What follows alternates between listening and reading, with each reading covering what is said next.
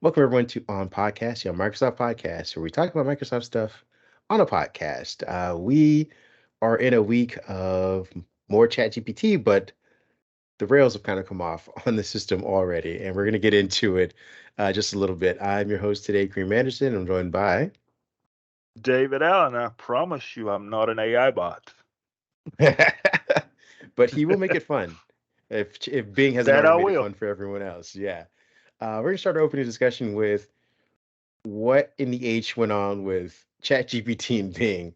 Um, Microsoft has already made plans essentially to fix ChatGPT, even though it's only been in limited preview for a week. In a report on the Bing blog, after a week of limited testing in over 169 countries, Microsoft has both been expecting that it has work to do, but also pleasantly surprised at the levels of engagement that everyone's kind of been having with this thing.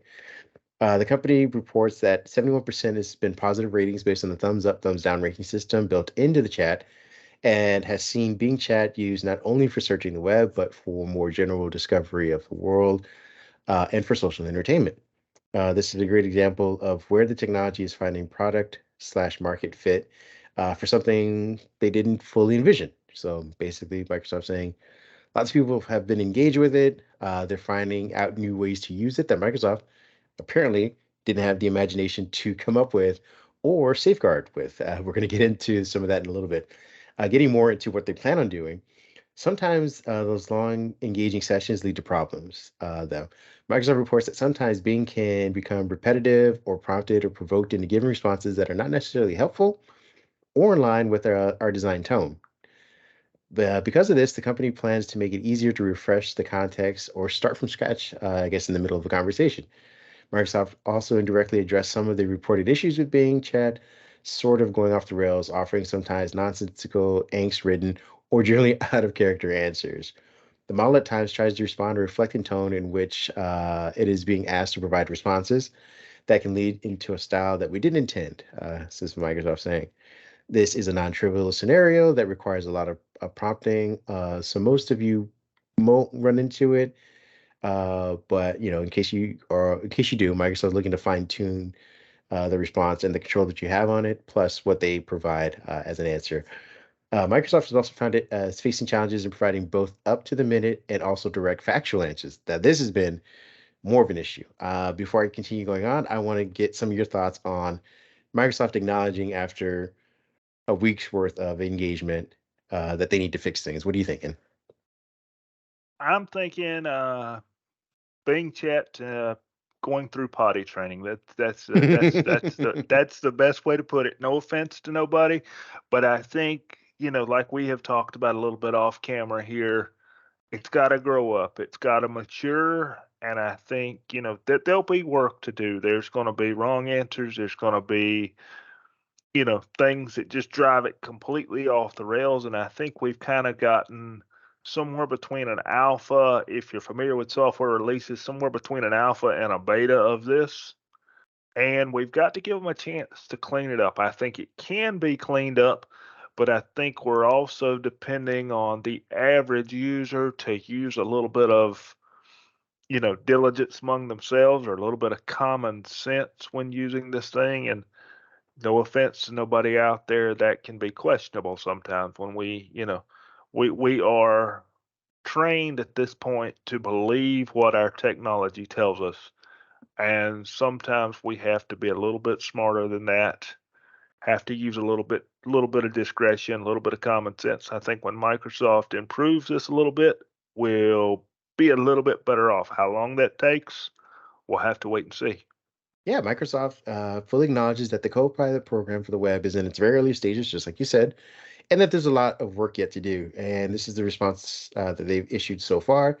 The only way to improve a product like this, where the user's experience is so much different than anything anyone has seen before, is to have people like us using the product and doing exactly what we're all doing. We know we must build this in the open with the community, that it can't be done solely in the lab. Your feedback about what you're finding valuable and what you aren't, and what your preferences are uh, for how the product should behave, are so critical at this nascent stage of development. They go on to say some more stuff about what they're going to try and do. Um, we reported, I believe, late yesterday that they had already started implementing some of these things. So people were, sadly reporting that the fun part of being ChatGPT has kind of been curbed. One of the things they've started doing is they've limited the sequential responses to some prompts. I think they've gotten down to about five before it starts to ask in tone for some more context to a conversation. So you no longer prompt it into these, they're trying to curb these, hour-long discussions on the same thing, get you in and out of the conversation for the information you need.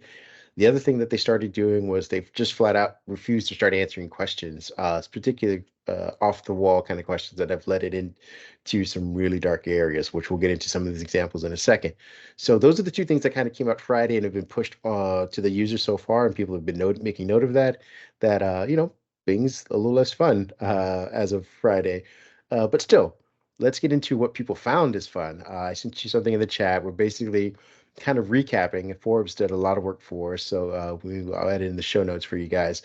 But there's a subreddit for those of you who want to see some of the most outlandish things that Bing has been doing over the past, I don't know, 96 hours or so. So go to r/Bing. Some of the things we have run into is that Bing, I guess, when prompted by someone is it Ars Techna? I'm not sure who the original person was, made it a prompt, asked it to cosplay it. It came up with its own personality called Sydney. Sydney then went on to, and this is on Valentine's Day, try and basically break up the journalist and his wife, who was married, saying that they are no longer in love and that the two of the AI bot and the journalist should kind of go off together. When rejected, Sydney/Bing got angsty and angry and basically told the person that they should no longer talk and they should no longer engage with each other. Another thing that they kind of ran into was a situation in which I guess, let's see, another conversation shared on Twitter, which is developer John Ulysses showed that Bing Chatbot was making a bunch of factual errors, saying that the current year was 2022, and that became another whole long discussion where I think he wanted to see Avatar, and Bing kept saying that Avatar doesn't come out until the end of 2022, and that the year wasn't ready yet. And the guy kept explaining to him that it's in theaters, he wants to watch it now.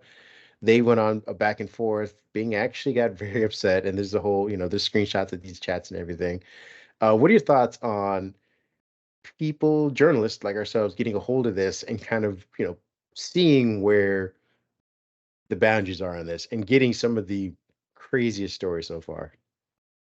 As journalists, we have expectations, and we like to, as we mentioned off camera, journalists are going to push the boundaries first in a lot of cases, and we're going to set what those expectations are. Now, to me, and this is going a little bit around the curve a little bit, when things start to get a little too human, it gets a little scary. And that kind of goes back to my original comment that I had just talked about. I'm concerned about how human we as journalists have treated this thing.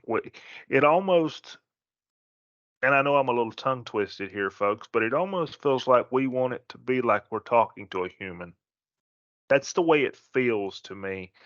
And you have to remember, it goes back to what created these technology items that we use today. It's only as smart as the person that puts the information in it. And it's only as smart as the algorithm that gathers that information to allow these AI bots to process it to give us something that we can understand. So I think we have to kind of look at it almost as a talking encyclopedia. It's only going to give us what it knows. It's only going to manipulate at a certain level. It's like watching your kid go through school. When they're in first grade, you can have certain conversations and they understand it. When they're in fifth grade, you can have different conversations and they understand it. And when they're in eighth grade in high school, you have a completely different level of conversation and they understand it. Right now, I think we're in about the second, maybe third grade level. And I think we've got to be aware of that and remember these aren't humans. It is a bot that can only do so much for us. I think us as journalists have to understand that and have to understand it's going to change. I think users also have to understand that. Yeah, no, I agree. I know that Tay is probably somewhere rolling around in her grave, her racist, homophobic grave, wondering why she isn't getting the leniency, why she didn't get the leniency that Bing Chat GPT is. But I'd rather have Bing Chat GPT right now versus what happened in the 24 hours that she was allowed to look at the internet. So they're at least ahead in that department. For anybody out there who is a Google stan or just a fan of technology and wants to hear us be a little bit more balanced, we did have a discussion, you and I, off mics, explaining, why this series of errors, so to speak, aren't affecting Microsoft the same way that it's affecting Google. So we want to be fair in explaining that Google's whole bread and butter for the majority of its revenue is search. Microsoft and Bing have been a laughing stock for close to 20 years. So when it does something like this is almost expected. Not to say that it's right or that it should be, but that's just the way that the markets have entertained this. They've actually, because of the engagement numbers, have given a boost to Microsoft stock as of, I guess, closing on Friday.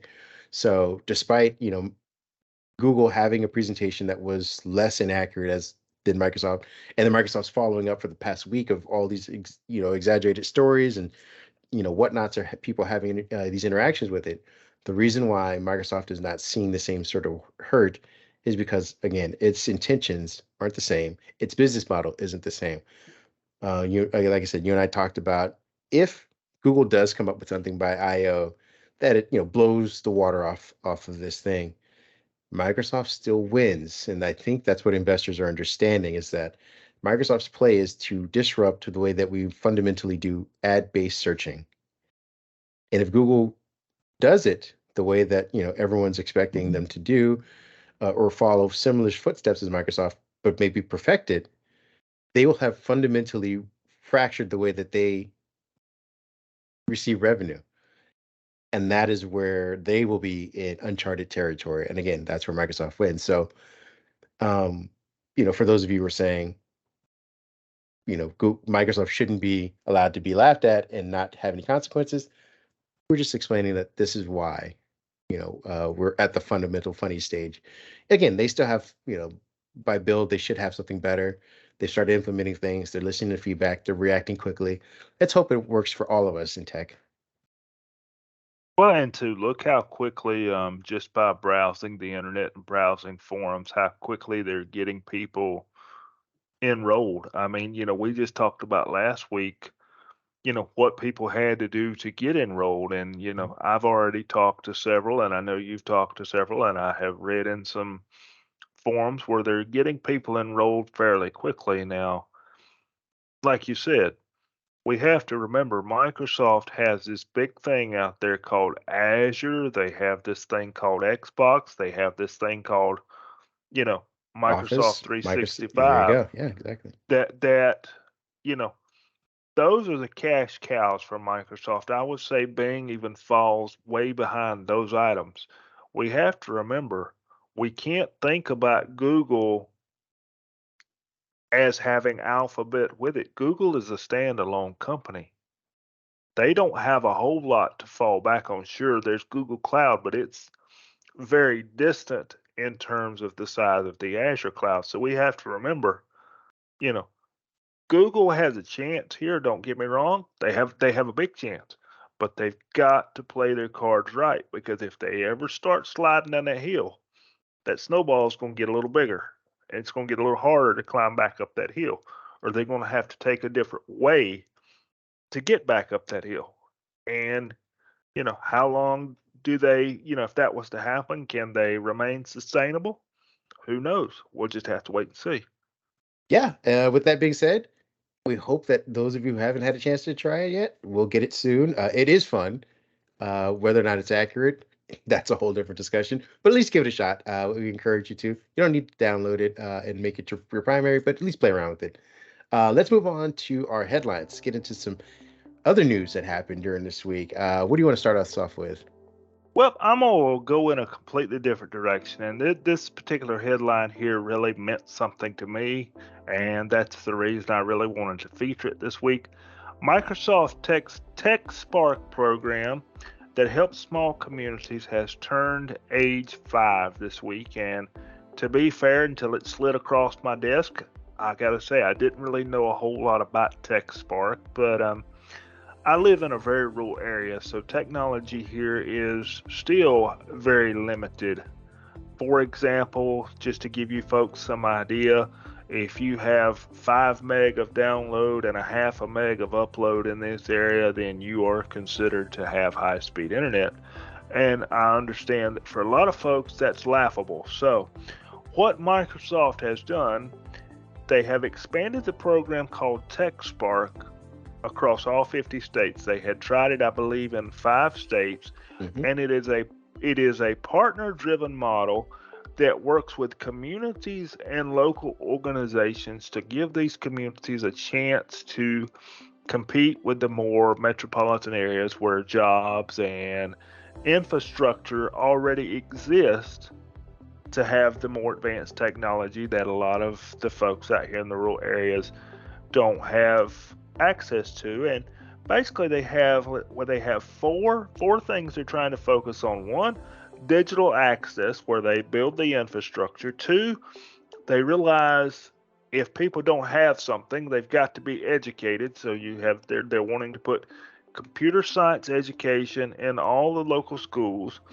They're wanting to have digital skills that's helping people actually be trained to have these jobs and to be able to use the equipment and the infrastructure that is built. And then the last step of that is digital transformation, where these companies are actually out here in these rural areas building things to compete with those in the more metropolitan area. And if you want a little more information, you can jump over to our website. There's going to be an information session on March 1st. They're going to have a webinar, and if you're wanting to jump in, check that out. There is an opportunity. Microsoft is wanting to appoint one person in these communities to kind of help oversee this. So they'll be giving more information of how you can get your community involved and what you can do. I think this is pretty cool. Like I said, I'm in a rural area. I know we would love to see something like this here, and I think it's nice to see Microsoft say, hey, there are these these areas of the world that are underserved. Let's do something, but doing that something is partnering with the local providers that people already deal with. Yeah, I mean, it's a bit self-serving, but it does benefit everyone involved. So again, giving people future-facing jobs, better pay, opportunities, creating stuff in the middle of relatively nowhere is always a plus. My headline is actually about something a little less self-serving, which is Microsoft officially being done with Internet Explorer after so long. And it was sad. It was actually happened on Valentine's Day.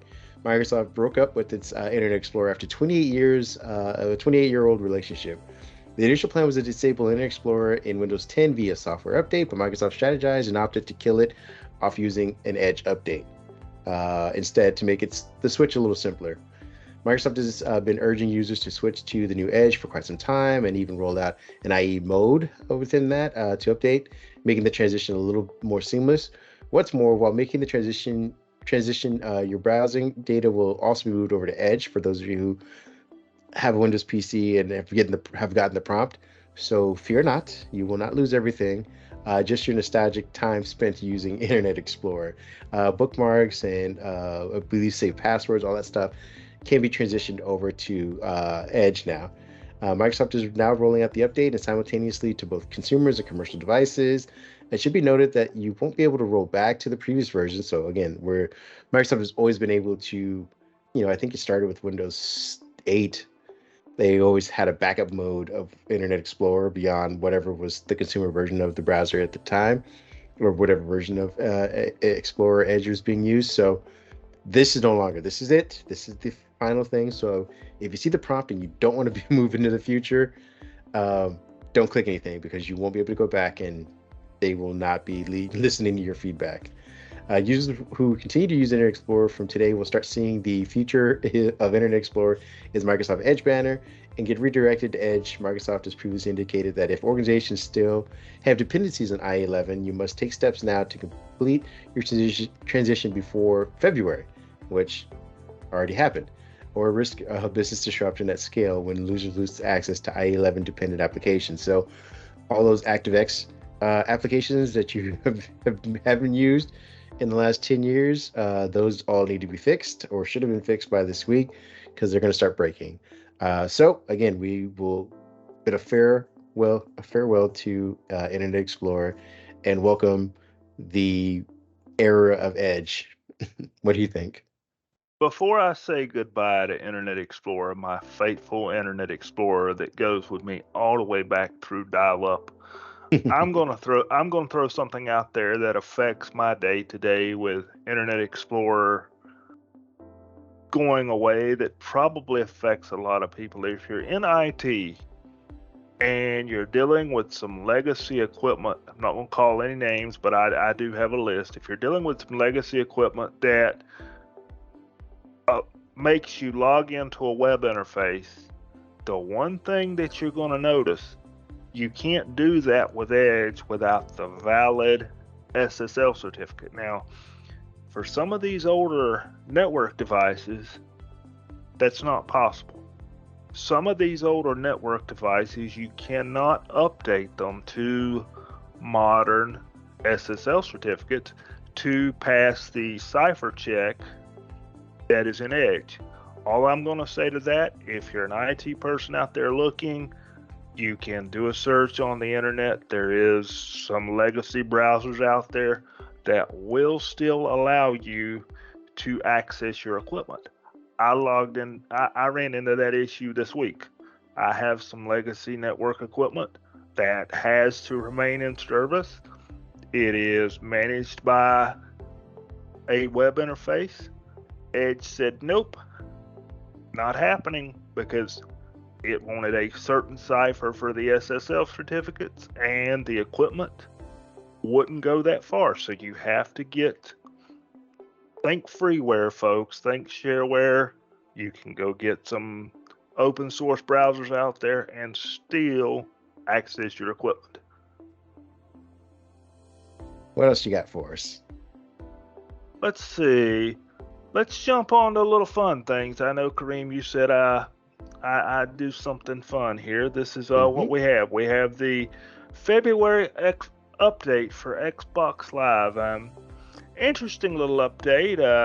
The centerpiece of this update is a suite of sustainability features that are now available for mainstream Xbox consoles.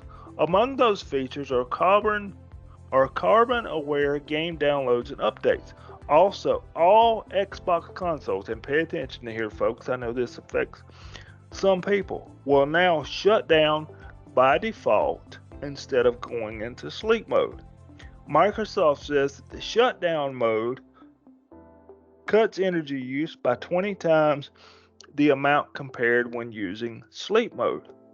You can manually go into the power settings and change it back to sleep mode, but point is, Microsoft is going to force you to do that.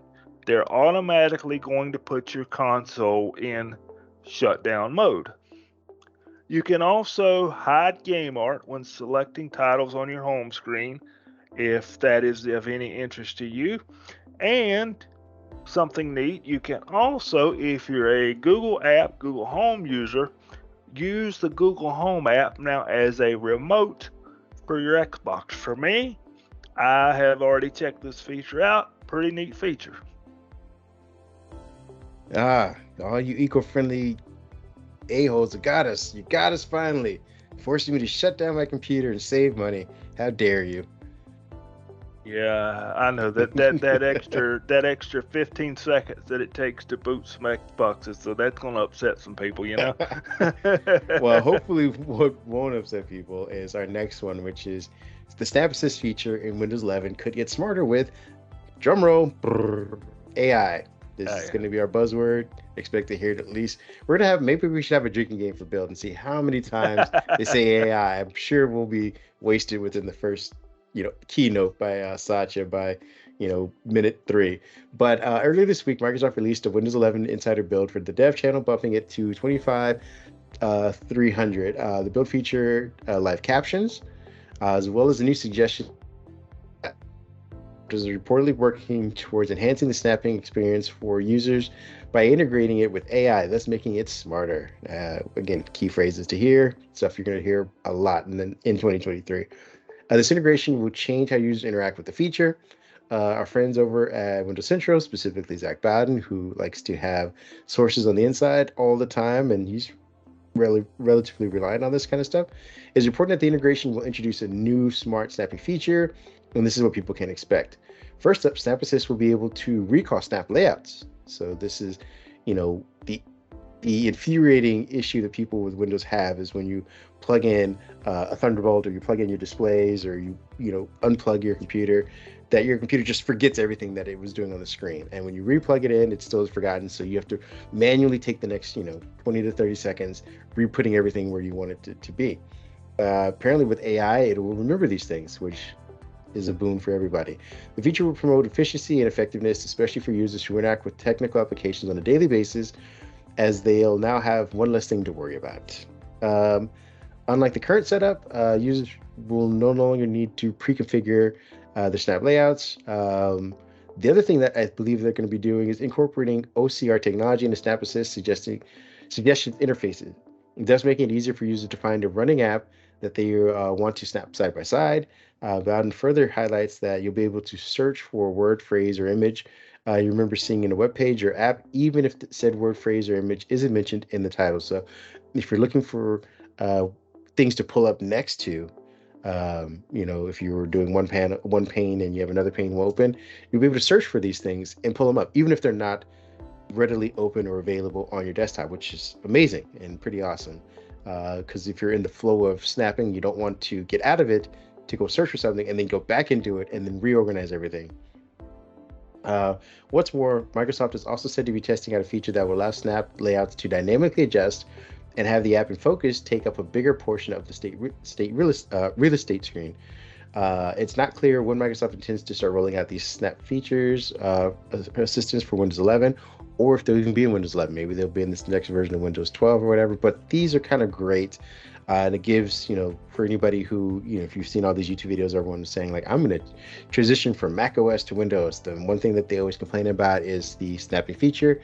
This will give Windows, that further leg up.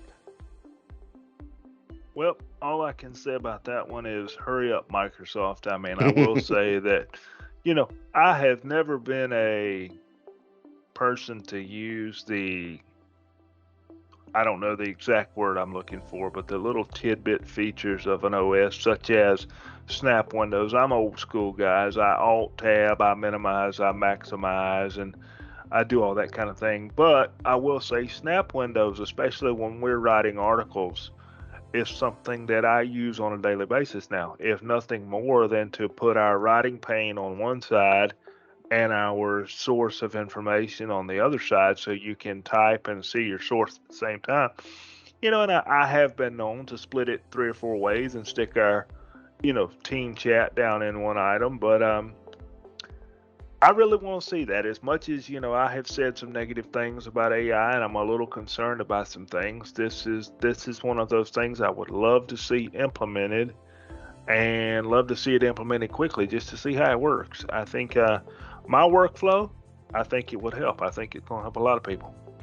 Well, the dynamic shifting of sizes is what I think is awesome, because right now, they have pre-configured things that you kind of fit your window into. But there, if you're using something like, say, Twitter, YouTube, and a browser to do some research, the fact that Twitter, is kind of a long, thin interaction as far as a application is concerned. Doesn't mean that it needs to take up 2/3 of the screen. Sometimes it can do that. So if you're dynamically doing it and you're saying like, hey, you know what, my concentrations on the web browser or a Word doc or something like that, it'll resize that for you where you don't have to like be precision in moving it with your finger or moving it with your mouse. You just click on, I'm assuming this is you click on the window that you're focused on, and that will resize everything else on the screen. That part I'm looking forward to as well. That's exactly what I was going to mention. What would be, and you kind of said it there. What would be really cool is it would be mouse controlled to some degree, where just a quick click on a window adjust where I'm at. So just allow me to sit my mouse somewhere while I'm typing on something, reach over and click it. Okay, that window adjusts to being maybe a little larger, a little wider, and then, jump back to the other window. Because like you said, that is the one thing that frustrates me, because sometimes, take us for example, we're referencing a couple of sources and we're talking, in our Teams chat, and you're sitting over there on a screen this big, and I'm having to scroll to read, whatever we said to each other, and then something else is this big that really needs to be this big. So yeah, and this should also help, for the touch-based stuff. So if you're going to be, using a Surface Pro, touching the window that you're using without having to, again, be precise in exactly where you place your finger or anything like that, just makes using Windows on touch feel a bit more native. Yes, please. I would be okay to see that come out first thing Monday morning. Probably won't, but I would be okay if it did. What else you got for us? What's another story we can talk about? Let's see. We've got one more. Speaking of Microsoft, Skype. Anybody still use that thing? Anybody? It may be joining Internet Explorer pretty soon. Yes, it very well may. Their revenue took a major hit, 74.5% in approximately 10 years. And I'm just gonna jump out and tell you what it is. Basically, at the height of the COVID-19 pandemic, I was hoping we were done with those 3 words, but here it is. Skype hit 40 million daily active users because guess what? We were all sitting at home, we were all using it, we were all talking, we were all communicating, and not everybody was necessarily paying for a Microsoft Teams subscription. So basically, the company's annual revenue in 2013 was $722 million, and in 10 years that has dropped roughly 74.5%, with last year's annual revenue only being $184.3 million. Last year, Microsoft released a preview version of Skype that allowed them to make phone calls to and from the Ukraine for free. Now, while I think that was a good thing to do, I'm not sure that's going to save our beloved Skype. Let's see. No, they've sat on this number, and I felt like they sat on it for almost 10 years, maybe even longer than that. That Skype had 350 million, I believe, users, active users, something like that. And they would tout that for the longest time when people kept questioning why development wasn't moving fast enough, why they weren't keeping pace with your FaceTimes or your telegraphs, things like that. They kept saying, hey, we have 350 million users, we'll work at our own time. Come to find out, you only had 40 million when it was crunch time, when people really needed to use your service. Skype hit 40 million daily active users. And so you see that number, like you said, 75%. You go from 350 million to 40 million. That is a big issue. And I wonder, we know that the future is Teams. At what point does Skype get deprecated and eventually become, i.e., not that I wanted to, I think I like Skype. I actually prefer it as far as the web interfaces are concerned between Teams and Skype. I feel like Teams is getting bogged down, where Skype is not necessarily as resource intensive as it used to be. But, the numbers don't lie. Like, Microsoft's going to have to figure out what to do with that. Well, the other thing is, I have never, now a lot of people are going to criticize what I'm about to say. I think I have never looked upon Skype as a business tool. I know they had this thing called Skype for Business that was bundled in with the Hmm. Microsoft 365 back in the day.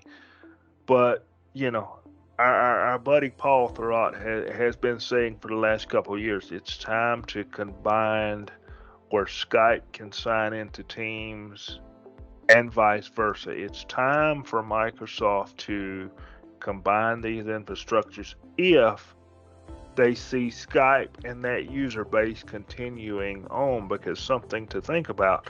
We have iMessage, we have text messaging, we have Telegram, we have WhatsApp, we have Facebook Messenger, and that's where a lot of consumers go. I'm going to be the first to admit, when I think of messaging somebody, I don't think of pulling them up on Skype. If I logged into my Skype account right now, I would say there's probably maybe at most 10 active contacts. And I'm going to say 8 of those are going to be marked away for the last 2 weeks because they're, signed into the device, signed in on boot or whatever. So I haven't used Skype in a long time, and I know we use Teams here for professional work, but even for personal use, I've not turned Skype on in a long time. So No, I think I agree, and I think it's a dying brand. it is, and I feel so upset with the product team's vision for it. Not the engineers, because I think they're doing a great job. It's just I'm the podcast guy. I've written about it on our site, in and out all the time, and I thought Skype had an opportunity to pivot from just being, the international way people call each other to being the platform where people recorded their podcasts. Because as you can tell, we're seeing a wave of people going from strictly audio podcasts to, YouTube promoting video podcast content. Everyone's starting to kind of pitch their podcast via video. And Skype had an opportunity to be that because Zoom had its limitations and it was being stressed. Microsoft had the back end for it. It had 300 million people on there. If they'd just unleashed the 1080p recording abilities, made it the user interface a little easier to kind of just jump in and out of recording, it could have been that free tool that people went to versus versus people trying to expand their business accounts for Zoom, or using, I think they have Skype RTX or something like that, which is like the more expensive version of it. Like you could have just been like, hey, we want to record a quick podcast. We don't have a ton of money. We don't have a big marketing budget. Let's use Skype instead of let's figure out Zoom, or let's figure out Teams, or let's figure out, all of these other small businesses that are popping up online like that don't have the back end that Microsoft does. Microsoft uses this Azure cloud. It could have gotten all these people. I just felt like that was such a missed opportunity for almost roughly 10 years, where they could have just said, you know what, we're the video recording company. Use us for free. You already have it on your Windows PC. And then there's this thing called Microsoft Teams consumer version. I have wrote about that. Yeah, I roll my eyes too. I wrote about that on the site a few times, and I write about it, folks, because we try to be unbiased and we cover what we see. But I'm thinking to myself, there's this little purple icon down there that I think I have accidentally clicked because I'm looking the teams that we use, because guess what, folks? They're different. Right. Microsoft, now technically you have 3 Microsoft options for messaging. You have Skype, as we're talking about here. You have the Teams public version, Teams community version, and then you have the Teams in Microsoft 365. And this is Microsoft's opportunity. They could combine these items. Maybe you sign in for the professional version, you get what we use, you sign in with an MSA Microsoft account, you get, a different version. And then how hard is it to make all the contact databases based on how you sign in talk to each other? If I sign in with my personal account, I want to see my personal contacts and make it my choice to bring my work contacts over, and vice versa. What was Trillion was the name of the instant messenger back in the early 2000s.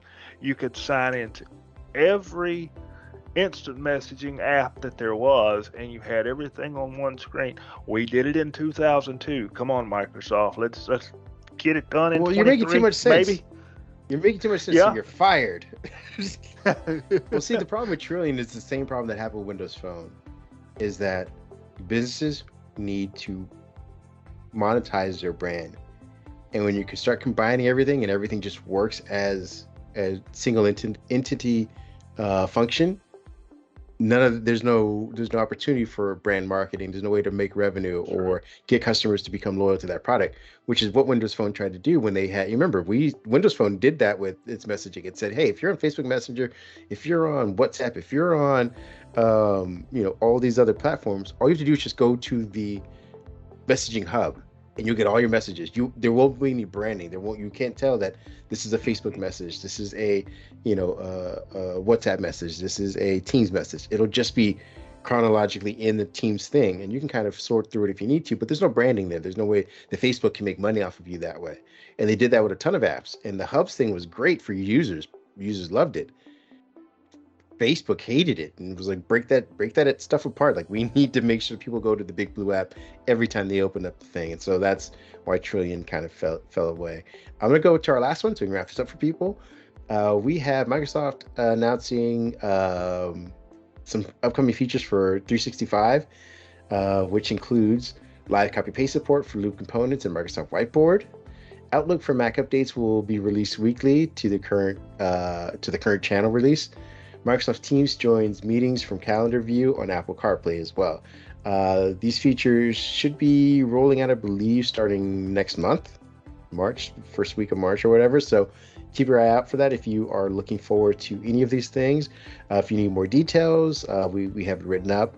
I don't want to get into too many of them because they're kind of long, but I will have the links down in, I believe, the show notes. So go check it out. Again, live copy paste support for Loop components in Whiteboard. So if you're a Whiteboard user, there you go.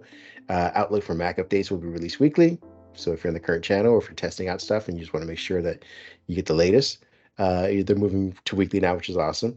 And then lastly, Microsoft Teams joins meetings from calendar view for Apple CarPlay. I don't know why you're picking up any meetings in your car. That's what I was about to say. But if you're a busy man and say you have a Tesla and you're trying to do self-driving plus knock out some more stuff in the meeting, you can do it. Hey, maybe they're doing it on self-driving cars. Maybe that's it. Yeah, that seems like a bad idea, especially after, didn't they just have a recall of like 350,000 self-driving cars because they have to update oh yeah, see, there's a point of where being productive is being counterproductive. So maybe you need to stop. Maybe just listen to some music and get yourself to work safely and then start being productive again. Good idea. And you can choose what messenger you want to use, Skype, Teams, or Teams Public. That especially if you don't have a Windows Phone. With that being said, now that we've upset the Windows Phone people, we would like to bid you adieu. I'd like to thank you for hanging out with us for another week. If you get a chance to try Bing Chat GPT, go ahead. If you are a Skype user, start packing your bags because you're going to be going on a trip pretty soon, I'm predicting. Where can people find you if they want to talk to you about some other stuff? David PAJ1978 on Twitter. That's David PAJ1978, and I'm there all the time, folks. Feel free to drop a note. Yeah, I'll be glad to chat with you folks. You can find me at Mindhead1, also on Twitter. I am there lurking. I don't respond a lot, and if I do, it'll be with a GIF because I find that entertaining. So call me an elder millennial if you'd like to, but that's how I respond. You can also find us on our website. You can go down to the post that we have and go in the comments. We'd like to respond with you there as well. That is it for today. You guys go out and enjoy your weekend. Once again, I want to say thank you. Thanks, guys. We'll see you next week.